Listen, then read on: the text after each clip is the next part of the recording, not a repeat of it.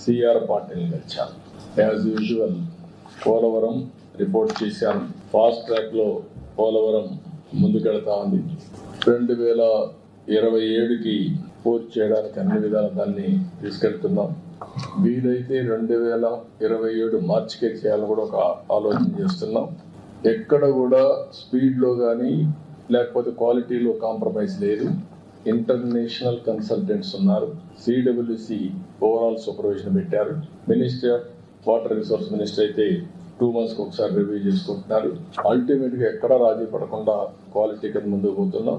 ఎలాంటి రాజీ పడకుండా over lapping, ఓసారి క్వాలిటీ కాంప్రమైజ్ కాకుండా టైం కావాలంటే తీసుకుని కంటిన్యూగా ప్లానింగ్ చేసి ఎంత తొందరగా అయితే తొందరలో పోలవరం పూర్తి చేసి జాతికి అంకితం చేస్తాం.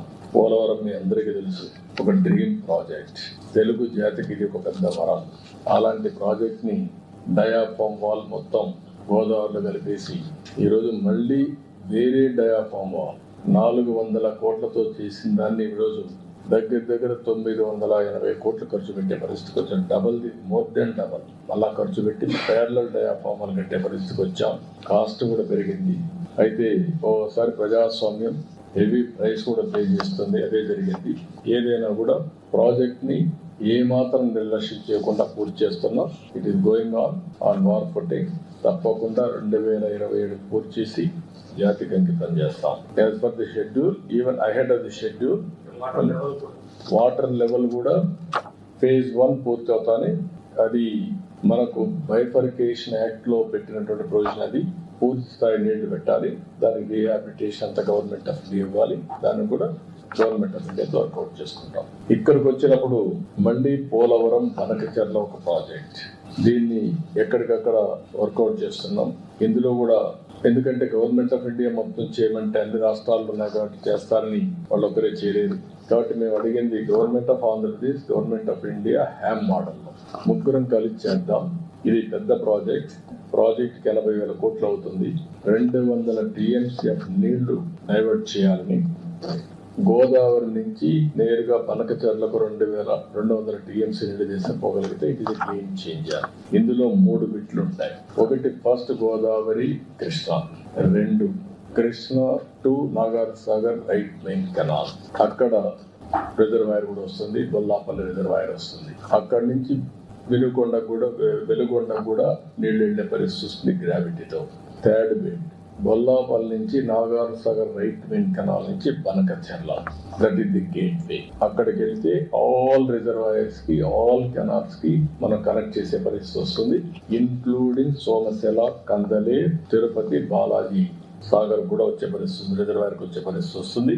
ఇది మొత్తం కలిసి దగ్గర 80,000 కోట్ల రూపాయలు అవుతుంది. దీనివల్ల గాలేరు నగరికి, హంద్రి నివాకి, తెలుగుకి, వెలుగొండకి అన్నిటికీ అన్నిటికీ ఇచ్చే పరిస్థితి వస్తుంది. దీన్ని తొందరలోనే 1 month లోపల ఎగ్జామిన్ చేయమన్నాం. ఎవరికి కూడా వ్యతిరేకం కాదు. ఈరోజు తెలంగాణ రాష్ట్రంలో అక్కడ చిన్న ప్రాజెక్ట్ వాడు కూడా కొన్ని ప్రాజెక్టులు చేస్తున్నారు గోదావరి మీద. అక్కడ మిగిలిన నీళ్లు ఇక్కడికి వస్తే ఇక్కడ ఏ రాష్ట్రానికి పోయే పని లేదు.